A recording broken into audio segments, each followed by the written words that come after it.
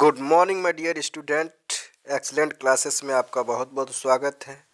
मैं cab sir और आज हम लोग बात कर रहे हैं लेटर राइटिंग के बारे में। लेटर राइटिंग क्या होता है, कितने प्रकार का होता है, how to write a letter, एक पत्र कैसे लिखें, किन किन चीज़ों का ध्यान रखें, कैसे एक पत्र लिखें, आज हम उसके बारे में जानने वाले हैं।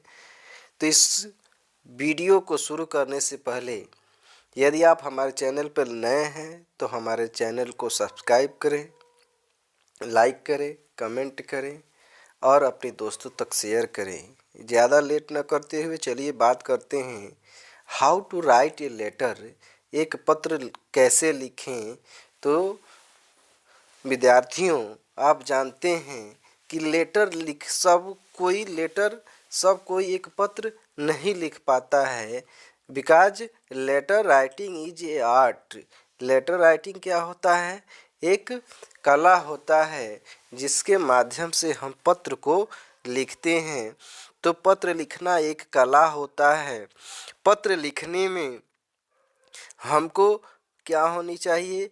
सबसे ज़रूरी बात यह है कि एक अच्छे पत्र को लिखने के लिए, एक उत्तम प्रकार के पत्र लिखने के लिए हमको बहुत ही ज़्यादा एक्सरसाइज की आवश्यकता होती है। यदि हम ज़्यादा से ज़्यादा पत्र लिखने की कोशिश करते हैं, एक्सरसाइज करते हैं, तो हम इजी वे में पत्र को क्या कर सकते हैं? लिख सकते हैं। साथ ही साथ पत्र लिखने के क्या स्टाइल है, उस पत्र लिखने का क्या फॉर्मेट है, उस तरीक़ों का हमको बार बार क्या करना चाहिए? अभ्यास करना चाहिए। कि अभ्यास करना ज़रूरी है, इसलिए अभ्यास करना चाहिए। पत्र चाहे जिस वे में हम लिख रहे हैं, जितना भी सही लिख दें, परंतु यदि हमारा फॉर्मेट सही नहीं है, यदि हमारे लिखने का स्टाइल सही नहीं है, तो वह सब कुछ क्या है? बेकार है। वह सब कुछ बेकार है। यदि हम पत्र एक अच्छी तरीके से एक पत्र को उसके सही फॉर्मेट में नहीं लिखते हैं, तो पत्र लिखना एकदम क्या है? बेकार है। अगर हम पत्र के लिखने की विशेषता की बात करें तो हम कह सकते हैं कि एक पत्र को लिखने में सबसे ज़रूरी और फर्स्ट पॉइंट है कि उसमें जो लैंग्वेज है, लैंग्वेज पूरी तरह से क्लियर होना चाहिए, स्पष्ट होना चाहिए, मीनिंगफुल होना चाहिए, अर्थ देने वाला होना चाहिए और तुरंत ही उसको समझ में आ जाने वाले लैंग्वेज होने चाहिए। तो कहने का मतलब क्या है कि ऐसे लेटर लिखना चाहिए, ऐसे पत्र लिखना चाहिए जो स्पष्ट हो और मीनिंगफुल हो, उसका अर्थ सार्थक हो।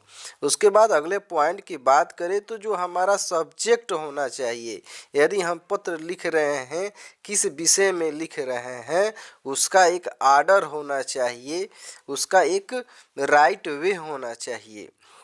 अगर अगले बात करें तो पत्र क्या होना चाहिए? संचित होना चाहिए। उसमें किसी भी प्रकार के अनावश्यक बातें नहीं होनी चाहिए। साथ ही साथ पत्र लिखते समय हम उसको अलग अलग सेपरेट पैराग्राफ में उसको बांट कर लिखना चाहिए। उसमें अनावश्यक बातें नहीं होनी चाहिए, काट पीट नहीं होनी चाहिए। यदि हमारे माय डियर फ्रेंड, यदि हम क्या लेटर में, पत्र में काट पीट करते हैं, तो काट पीट करने से हमारा जो ओवर राइटिंग हो जाता है, तो वो हमारा पत्र लिखने में उसमें जो ज़्यादा से ज़्यादा ओवर राइटिंग जब हो जाता है तो पत्र साफ, क्लीन, नीट एंड क्लीन नहीं रहता है, तो उसको अगले व्यक्ति को समझाने में दिक्कत होती है। तो साथ ही साथ अगर बात करें तो पत्र ऐसे होने चाहिए, पत्र लिखने का ऐसा तरीका होना चाहिए जो क्या करें, जैसे मानो कि वह व्यक्ति जिसको हम पत्र लिख रहे हैं वह व्यक्ति हमारे सामने हो, पत्र ऐसे लिखना चाहिए कि जैसे हम उस व्यक्ति को वह व्यक्ति हमारे सामने खड़ा है और हम उस व्यक्ति को क्या कर रहे हैं, अपने बातें उसके पास पहुंचा रहे हैं। और सबसे इम्पोर्टेंट और ज़रूरी बातें यह है कि यदि हम पत्र लिख रहे हैं तो उसमें स्पेलिंग, पंक्चुएशन और ग्रामर पोर्शन क्या होना चाहिए, उसका बहुत अधिक ध्यान रखना चाहिए। ग्रामर और पंक्चुएशन नहीं सही रहेगा तो हमारे पत्र लिखने का कोई मतलब नहीं रहेगा। यदि हम स्पेलिंग अगर नहीं लिख पाते हैं सही और उसका नीट क्लीन नहीं रखते हैं तो हमारे पत्र लिखने का कोई मतलब नहीं रह जाता है, उसका कोई औचित्य नहीं रह सकता है। तो इन बातों को ध्यान रखने से हमारा पत्र क्या होगा, अच्छी तरह से लिखा जाएगा और जिसको हम समझाना चाहते हैं वो भी अच्छी तरीके से समझ जाएगा। अगर हम काइंड्स ऑफ लेटर की बात करें तो my dear student, there are 3 kinds of letter. First is personal letter, जिसे निजी पत्र कहते हैं। सेकेंड इज ऑफिशियल लेटर, जिसे कार्यालय पत्र कहते हैं। And third is business letter, जिसे व्यापारिक पत्र कहते हैं। चलिए एक एक करके हम इसके बारे में विस्तार से पढ़ते हैं, जिसमें हमारा फर्स्ट है पर्सनल लेटर, जिसे हम निजी पत्र कहते हैं। तो डियर स्टूडेंट, निजी पत्र हम अपने मित्रों, सगे संबंधियों, हित रिश्तेदार, अपने जो भी करीबी होते हैं उनको लिखा जाता है। जैसे हम पढ़ने गए हैं और वहाँ हमको पैसे की ज़रूरत है और हम अपने घर को पत्र लिख रहे हैं तो वह पत्र अपने पिता को या अपनी माँ को या किसी भाई बहन को लिख रहे हैं तो वह हमारा निजी पत्र के अंतर्गत यानी पर्सनल लेटर के अंतर्गत आता है। अगर हम दूसरे लेटर की बात करें, ऑफिशियल लेटर की बात करें, जिसे हम कार्यालय पत्र कहते हैं, यह पत्र कार्यालयों में लिखा जाता है। जैसे यदि हमारे पास कोई शिकायत पत्र है, कंप्लेन लेटर है, यदि हम उसको आप किसी ऑफिसर को लिखते हैं तो वह क्या होता है, ऑफिशियल लेटर होता है। और यदि हम विद्यालय में हैं और विद्यालय किसी कारणवश नहीं जाते हैं तो वह रिक्वेस्ट लेटर ही क्या होता है, प्रार्थना पत्र होता है, जो ऑफिशियल लेटर के अंतर्गत आता है।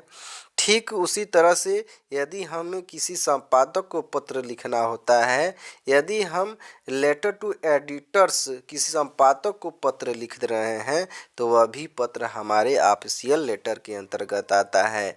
और लास्ट तीसरा हमारा बिजनेस लेटर है, जिसे हम व्यापारिक पत्र कहते हैं।